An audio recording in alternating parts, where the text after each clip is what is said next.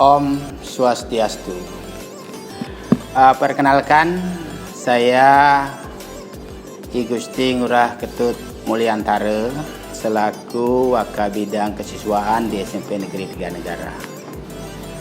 Yang terhormat Bapak Kepala Sekolah, Bapak Komite, kemudian Bapak Ibu Dewan Guru,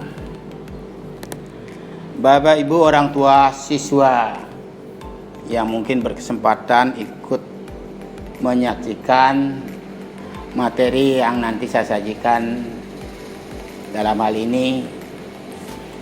Kemudian anak-anak siswa, para siswa atau calon siswa baru SMP Negeri 3 Negara yang sudah dinyatakan diterima di sekolah ini.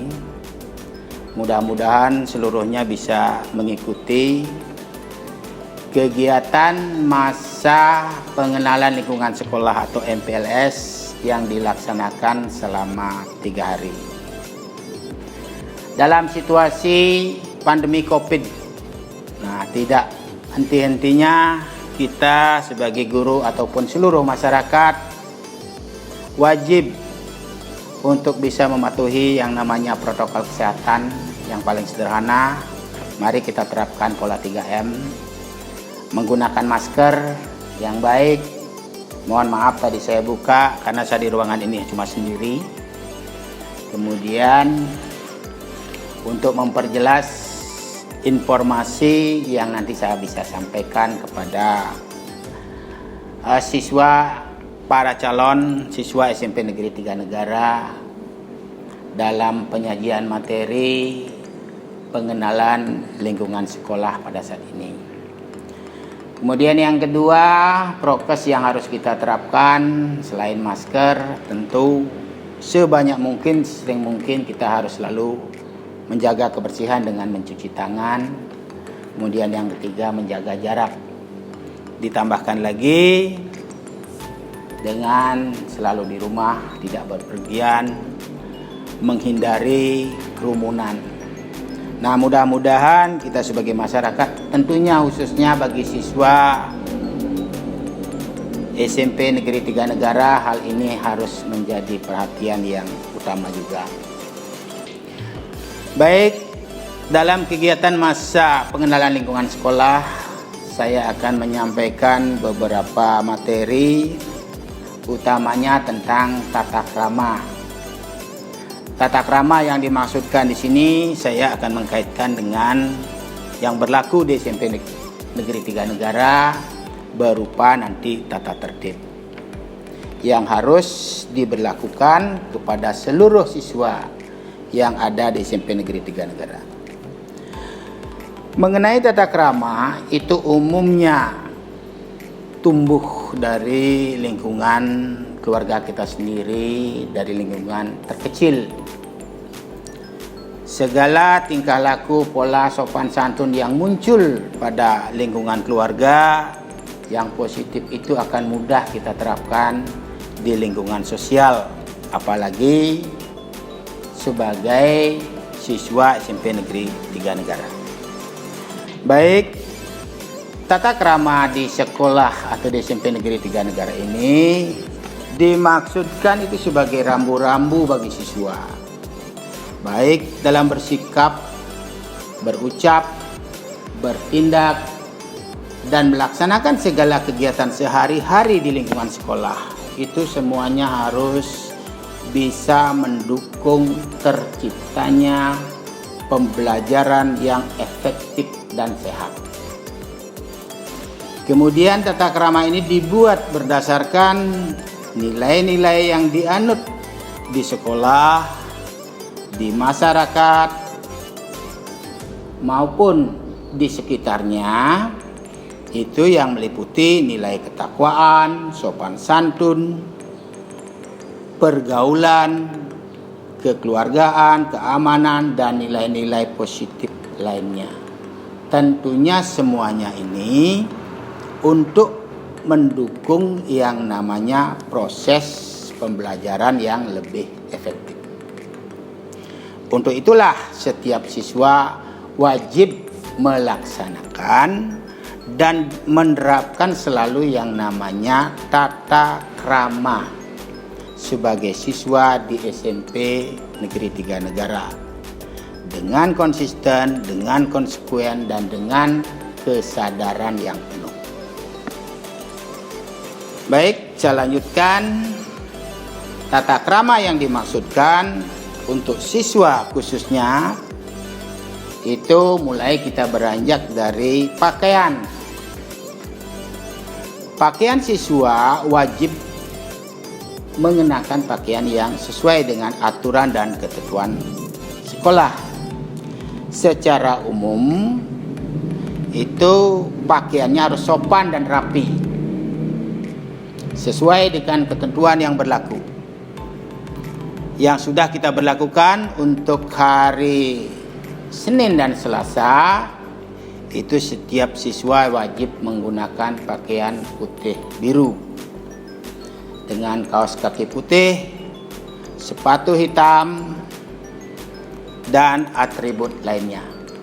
Dalam situasi pandemi COVID seperti ini, tentu masih ada kebijakan-kebijakan demi untuk memudahkan kelancaran kita, baik di sekolah maupun di lingkungan keluarga. Dari segi ekonomi, tentunya kami sekolah sangat memaklumi dengan kondisi pandemi COVID seperti ini.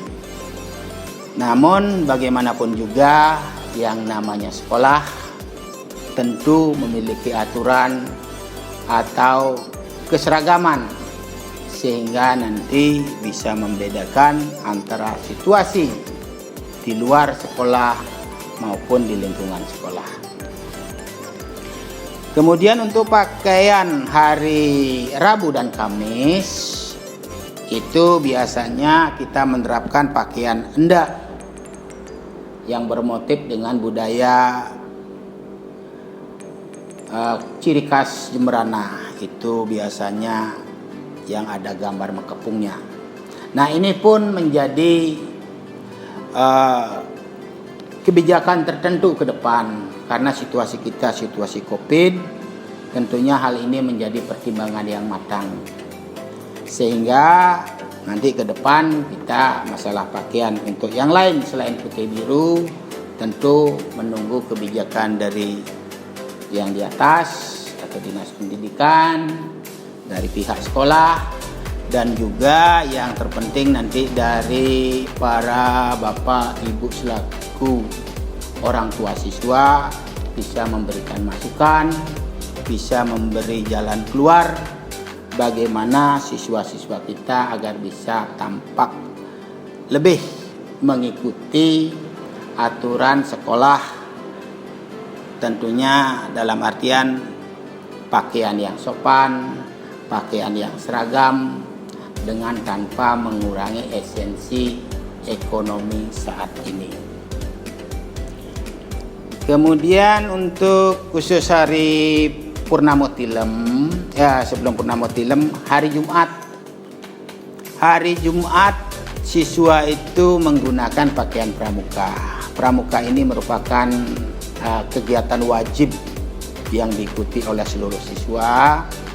Sehingga bagaimanapun juga saya sangat berharap sekali kepada Bapak Ibu selaku orang tua siswa bisa mengkondisikan agar siswa paling tidak memiliki baju pramuka, di samping memiliki baju putih biru sebagai ciri khas wajib jadi sekolah di tingkat SMP. Itu menggunakan pakaian pramuka atau pakaian olahraga, karena kalau sudah kondisi normal di hari Jumat kita melakukan yang namanya ekstra. Jadi kegiatan sesuai dengan bakat dan minat siswa masing-masing. Dan khusus untuk hari keagamaan itu Purnamo Tilem, sementara anjurannya itu agar sekolah khususnya umat Hindu menggunakan pakaian adat sembahyang. Dan yang berumat selain Hindu itu biasanya menyesuaikan dengan kondisi mereka masing-masing. Nah, ini pun akan menjadi kajian lebih lanjut dari kita pihak sekolah maupun dinas pendidikan tentang penggunaan pakaian di hari purnama Udadi. Kemudian aturan lain bagi siswa baik laki maupun perempuan itu secara umum dari segi penampilan misalnya. Ya, untuk laki-laki pakai rambut itu harus yang rapi, pendek. Dalam artian tidak digundul, tidak gondrong, bahkan sampai disemir. Mohon maaf, ya selama pandemi kami banyak menemukan siswa yang rambutnya gondrong bahkan disemir. Ini mohon menjadi perhatian yang sangat serius kita bersama, utamanya Bapak Ibu sebagai orang tua siswa. Mari kita belajar sama-sama menjadi seorang pendidik, utamanya di lingkungan rumah kita sendiri. Paling tidak, kalau yang namanya siswa sudah masuk ke sekolah, bagaimana mereka bisa berpenampilan yang sopan. Kadang-kadang saya tanya pada siswa, "Adik gondrong, kok disemir?" Orang tuanya tahu. Nah, ini menjadi tanggung jawab bersama. Tentu hal seperti itu mungkin dari beberapa orang tua siswa membolehkan karena faktor tertentu, punya anak cuma satu, sayang dan lain sebagainya. Tapi dalam hal mendidik, mari kita bersama-sama mana yang menjadi anjuran, patokan, berusaha kita ikuti. Itulah kesulitan kita sebagai guru juga. Bapak Ibu sebagai orang tua, wali, sebatas memperhatikan rambut, cara belajar dan lain sebagainya, tentu itu harus diupayakan juga secara maksimal. Kemudian untuk yang putri itu rambutnya harus dijalin dua. Menjalinnya ini ada yang istilahnya ngetren seperti sekarang, gaya kelabang, itu di SMP 3 tidak diperbolehkan, ya. Jadi kalau menjalinnya mulai dari atas telinga, paling tidak sejajar dengan telinga, dijalin yang rapi dan sisanya 1 jengkal. Nah, yang tidak dijalin itu sisanya 1 jengkal, sehingga nanti semuanya kelihatan rapi. Tidak ada yang menjalin sampai habis-habisan, diprucut demikian, ya. Kemudian dilarang menggunakan perhiasan, apalagi perhiasan itu berharga. Seringkali siswa yang putri memberikan pengaduan, "Pak, Ibu, anting saya, kalung saya hilang." Nah, kalau dikaitkan dengan tata krama, tata tertib yang sudah kita sampaikan, tentu hal itu bukan menjadi tanggung jawab sekolah. Seharusnya, kendatipun gimana pun juga, namanya ada pengaduan siswa, ya kami tetap memfasilitasi sebatas kemampuan yang ada. Tetapi saya berharap dengan penyampaian materi ini, aturan tata krama yang saya sampaikan, nanti para orang tua juga harus mencermati, mencoba agar anak-anaknya tidak melakukan pelanggaran. Utamanya seperti tadi, tidak menggunakan perhiasan yang berlebihan, tidak menggunakan make up yang menjolok. Yang namanya siswa kelas 9, 8, dan 9 itu sudah memasuki masa pubertas. Mereka ingin tampil beda. Tidak tertutup kemungkinan mereka tampil dengan memakai gincu, alis, dan lain sebagainya. Mari kita bersama-sama sehingga sekolah itu tetap dalam bentuk standar. Jadi siswa dalam kondisi normal tidak menggunakan make up yang berlebihan. Kalau bisa jangan menggunakan. Demikian. Lanjut, untuk pakaian olahraga sementara untuk peserta didik baru bisa menggunakan pakaian olahraga yang sudah ada.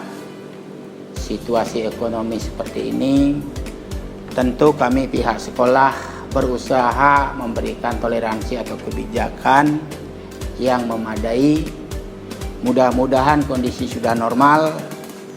Nanti mari bertahap apa yang menjadi harapan keseragaman di sekolah kita, itu nanti bisa kita wujudkan secara bersama. Tentunya seizin atau kesepakatan dari Bapak Ibu orang tua selaku wali murid atau orang tua murid yang bisa diterima di SMP Negeri 3 Negara. Demikian pula mohon menjadi perhatian dari seluruh siswa. Demikian pula Bapak Ibu selaku orang tua siswa akan selalu memperhatikan siswanya saat ke sekolah, mulai dari penampilan mereka, utamanya rambut, kuku, dan kondisi fisik lainnya. Untuk rambut tadi saya sudah sampaikan, mohon ditata dengan rapi. Untuk yang putra dicukur, ada aturannya. Jadi untuk yang putra aturannya 1, 3, 1. Artinya di sini maksimal 1 cm lah. Jangan terlalu panjang. Di atas 3 cm, kiri dan kanan itu 1 cm. Nah, itu aturan normal yang kita berlakukan pada beberapa siswa, khusus untuk mereka yang punya, artinya katakanlah berbeda dari yang lain. Nanti tentu ada penyampaian. Siapa tahu mereka dalam kondisi sakit, rambutnya misalnya rontok dan lain sebagainya, mohon maaf. Nanti kalau ada yang seperti itu ada penyampaian. Terkadang kami lupa di lapangan, langsung menegur, "Woi, kenapa itu kok rambutnya gondrong dan lain sebagainya." Kadang-kadang yang putri, kok rambutnya gitu cerai-berai. Kadang-kadang hati miris setelah kami tanyakan, mereka tidak terbuka sebelumnya. "Pak, kondisi saya seperti ini, habis di kemo, rambut rontok dan lain sebagainya." Nah, ini sekali lagi saya mohon maaf kalau toh ada mungkin di antara siswa atau orang tua yang mungkin dapat teguran anaknya. Dalam kesempatan ini saya menekankan, mari bersama-sama, ada hal-hal yang mungkin melanggar ketentuan sekolah, mohon dalam kesempatan sebelumnya bisa disampaikan. Kalau memang mereka memiliki perbedaan dari yang lain, mohon ada penyampaian sehingga kebijakan yang mungkin bisa kita lakukan bisa kita ambil sedini mungkin. Itu masalah penampilan siswa, baik dari segi rambut, kuku utamanya nih. Yang cewek biasanya itu dicat. Ini mohon ditekankan ya untuk Bapak Ibu wali orang tua siswa. Jadi tidak boleh pakai kutek atau cat kuku. Apalagi badannya atau tangannya kadang-kadang ditato. Diisi nama depan. Bahkan yang lebih ekstrim, nama titik-titik, sampai ditulis pakai tato. Itu mohon menjadi perhatian ya. Kita bersama, baik siswa maupun orang tua, mari kita berusaha mengarahkan anak didik kita, siswa kita ke arah yang lebih baik secara bersama-sama. Jadi kami dari pihak sekolah, Dewan Guru sudah maksimal mencoba, walaupun terkadang dengan sedikit nada keras dan lain sebagainya. Tentu dalam tanda kutip, Bapak Ibu orang tua siswa memahami kenapa kami sedikit marah dan lain sebagainya. Kami semua adalah orang tua mereka di sekolah. Kalau di rumah Bapak Ibu, ya Bapak Ibu sudah merasakan selama pandemi bagaimana menjadi seorang guru. Ya, jadi seorang guru tentu sangat menjadi tantangan. Kami juga di sekolah akan selalu berusaha dalam situasi apapun. Dalam satu konsep, seorang guru tidak pernah punya tujuan lain selain menginginkan anak didiknya berhasil. Itu. Jadi setiap guru sudah punya kode etik, aturan-aturan yang harus dijalankan secara optimal. Kemudian untuk yang laki-laki masih saya temukan ada yang memakai tindik atau ini. Tidak masalah kalau misalnya telinga dilobangi. Bagaimana kesepakatan dengan orang tua di rumah secara Hindu, itu apa ada keterkaitan dengan tidak. Tetapi kalau ke sekolah jangan diisi tindik, itu saja masalahnya. Jadi berpenampilan yang sopan, tidak memakai kalung, anting dan lain sebagainya. Utamanya yang putri, jangan yang perhiasan yang berharga. Kalau cuma yang di pasaran, cuma pakai sumpel gitu aja dipersilahkan. Itu masih diizinkan, toleransi. Kemudian untuk kegiatan ke sekolah siswa dalam hal masuk dan pulang. Ini masuk dan pulang demikian pula diatur di sekolah ini. Tentunya saya berharap seluruh siswa, apalagi para calon siswa peserta didik baru, hal ini mohon menjadi perhatian. Itu kalau sudah kondisi normal atau kalian diizinkan untuk melakukan kegiatan PTM tatap muka di sekolah, itu hal ini harus mulai dijalankan. Jadwalnya jam berapa, itu harus diikuti dengan baik. Secara umum nanti PTM itu akan dilakukan, kalau sudah normal nanti masuk sekolahnya itu bel pelajaran dimulai itu pukul 7. Tentu sekolah ini tidak serta-merta bisa digunakan langsung untuk proses belajar, sehingga diharapkan siswa maksimal 30 menit sebelum pelajaran dimulai harus sudah di sekolah untuk melakukan pembersihan bersama. Itu 30 menit boleh, sebelum 30 menit, 45 menit, 1 jam, bahkan pukul 6. Sebagai OSIS biasanya mereka bisa datang pukul 6. Saya harapkan karena ini menjadi tanggung jawab bersama, tentu kenyamanan belajar di sekolah kita harapkan terwujud secara bersama-sama melakukannya, yaitu melakukan pembersihan sebelumnya. Kalau pembelajaran dimulai pukul 7, nanti berakhirnya pukul 15 atau pukul 3 sore. Itu untuk hari biasa, 5 hari kerja, kecuali hari Jumat. Hari Jumat itu pukul 14.00. Kemudian dalam kegiatan sekolah, kalau ada siswa yang seperti tadi 30 menit sebelum bel pelajaran dimulai sudah ada di sekolah, kalau ada yang terlambat, tentu itu akan diberikan sedikit sanksi oleh petugas OSIS, ya berupa untuk melakukan pembersihan. Paling tidak pembersihan halaman yang masih kotor, membuang sampah-sampah yang masih ada di tong yang belum teratasi, itu sanksi yang biasanya kita berikan pada siswa. Tidak ada lagi sanksi dalam bentuk kekerasan. Tapi saya berharap, dengan sangat berharap pada seluruh siswa calon peserta didik baru SMP Negeri 3 Negara bisa mematuhi dan bisa menjalankan secara lebih optimal dari kakak-kakakmu nanti. Nah, itu harapannya. Untuk kebersihan, disiplin, dan tata tertib, ini banyak terkait dengan kondisi siswa setelah berada di lingkungan sekolah.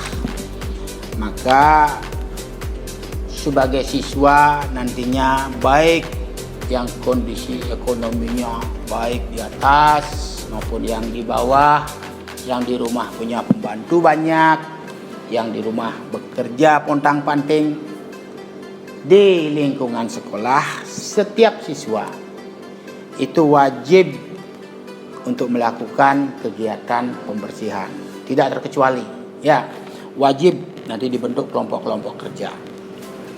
Jangan nanti mentang-mentang di rumah punya pembantu, tidak pernah nyapu, nanti kebiasaan itu dibawa ke sekolah. Jadi dengan sangat saya sampaikan, Bapak Ibu, orang tua, wali yang menyaksikan penyampaian materi ini, mohon nanti kalau sudah menjadi siswa SMP Negeri 3 Negara, secara bersama-sama mari kita membina siswa kita ke arah yang lebih baik. Selanjutnya dalam kegiatan di kelas itu banyak sekali sebenarnya ingin saya sampaikan. Siswa ada yang namanya punya kegiatan piket dan lain sebagainya. Apapun bentuk kegiatan sekolah yang diterapkan di lingkungan sekolah, baik secara tertulis maupun tidak tertulis, mungkin ada hal-hal baru yang ingin kita terapkan. Mohon nanti permakluman dari Bapak Ibu wali orang tua siswa untuk bisa melihat kondisi secara positif. Siapa tahu nanti anak didiknya atau anaknya pulang terlambat dan lain sebagainya, ada kegiatan sekolah yang sifatnya mendesak. Nah, hal-hal seperti ini mohon menjadi perhatian bersama atau permakluman bersama. Lanjut ingin saya sampaikan ini yang terpenting juga, masalah sopan santun. Tata krama kita sebagai siswa tentu harus ada sopan santun dalam pergaulan. Itu sopan santun sebagai siswa begitu sudah menginjak atau masuk di gerbang sekolah, tentunya berhadapan dengan masyarakat sekolah. Nah, inilah kebiasaan-kebiasaan ini yang penting. Kalau sudah di rumah terbiasa tata krama itu terpola secara baik, tentu hal ini akan mudah diterapkan di sekolah. Begitu siswa masuk, mereka menemukan temannya, wajib. Jadi siswa itu menyampaikan atau memberikan salam pada teman. Untuk yang berumat Hindu, Om Swastiastu, selamat pagi, selamat siang. Atau mungkin kalau dengan teman saja, apa kabar, sehat, dan lain sebagainya. Jadi ada sapaan di awal. Terlebih-lebih untuk seluruh siswa, selalu saya ingatkan sopan santun di antara atau di kalangan antar siswa dengan guru, dengan pendidik, tenaga pendidik, termasuk para tenaga pendidik, cleaning service, menjaga malam dan lain sebagainya. Mudah-mudahan sebagai peserta didik baru, mari sopan santun ini kita tingkatkan sehingga orang itu, setiap orang di sekitar kita merasa nyaman dan bahagia. Begitu kalian bertemu dengan guru, paling tidak mengucapkan Om Swastiastu Pak, Om Swastiastu Bu. Selamat pagi, selamat siang. Apa itu guru? Apakah itu tenaga administrasi? Apakah itu cleaning service atau penjaga malam?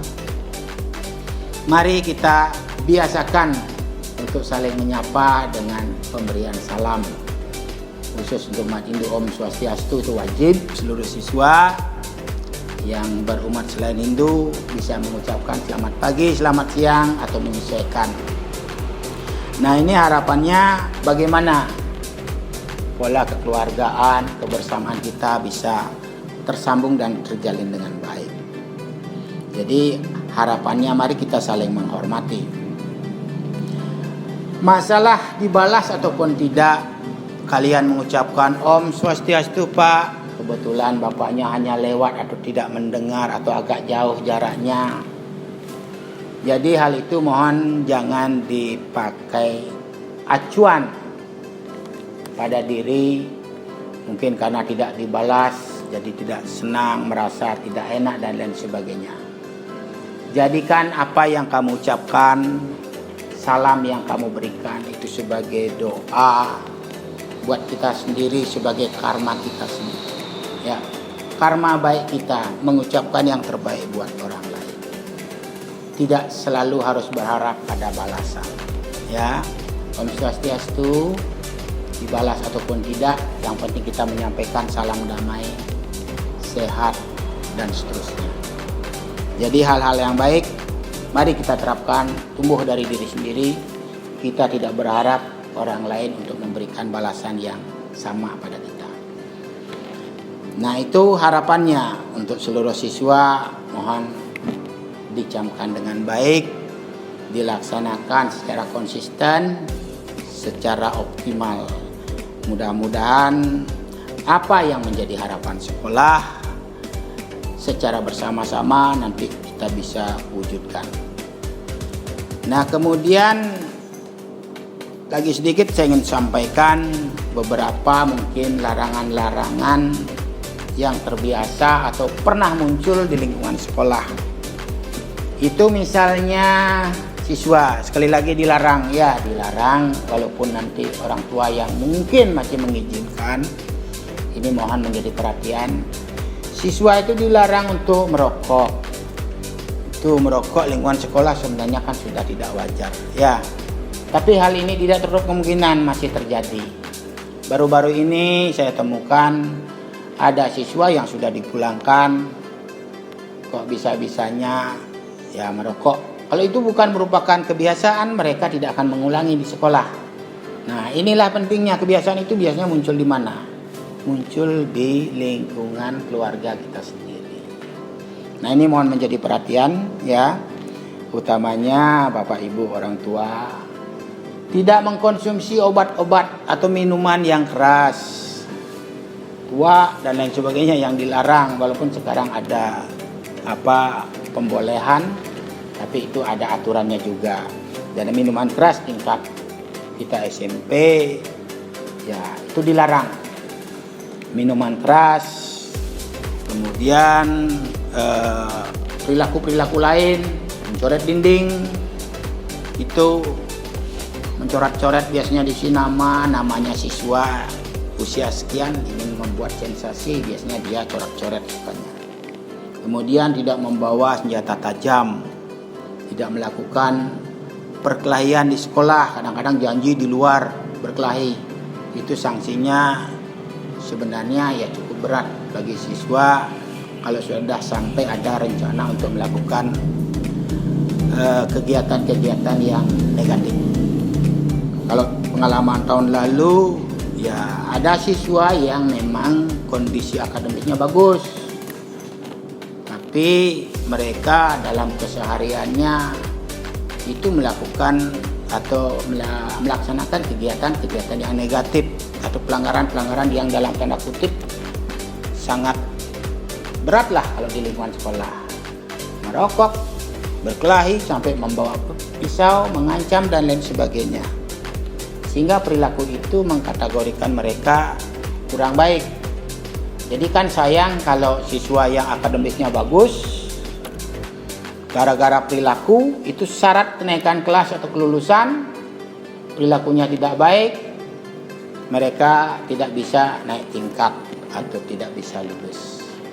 Nah, itu mohon menjadi perhatian di sekolah. Aturannya di samping aturan akademis juga perilaku, tata krama itu menjadi syarat untuk seluruh siswa terkait dengan kenaikan kelas nanti. Nah, yang terakhir ada beberapa sanksi terhadap pelanggaran, itu perlu menjadi perhatian pada seluruh siswa. Kalau siswa yang namanya sudah melakukan pelanggaran, tentu nanti ada tahapan sanksi, besar kecilnya itu akan menyesuaikan dengan pelanggaran yang mereka lakukan. Ya, sanksi pertama paling tidak ya berupa teguran lah. Ya, teguran-teguran 1-2 kali kita tegur. Mudah-mudahan siswa itu bisa melakukan perubahan.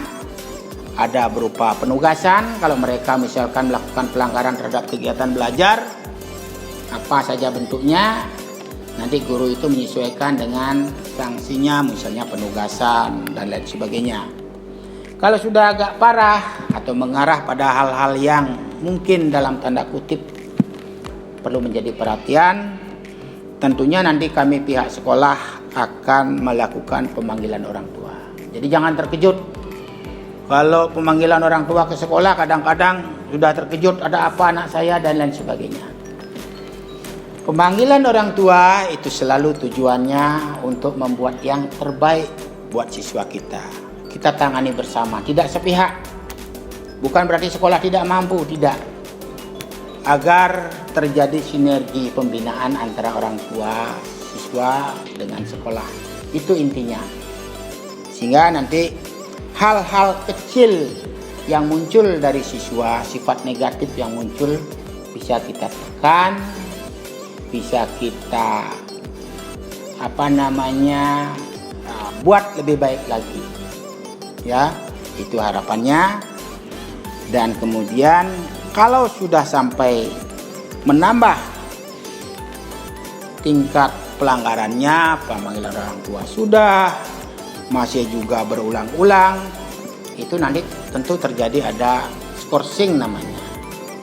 Skorsing ya artinya berharap siswa itu bisa mengoreksi diri di rumahnya. Bagaimana kondisi saya, kok bisa tidak ikut pelajaran dan lain sebagainya, sehingga muncul ide baru, ide yang lebih baik. Mudah-mudahan harapannya ada perubahan yang lebih baik.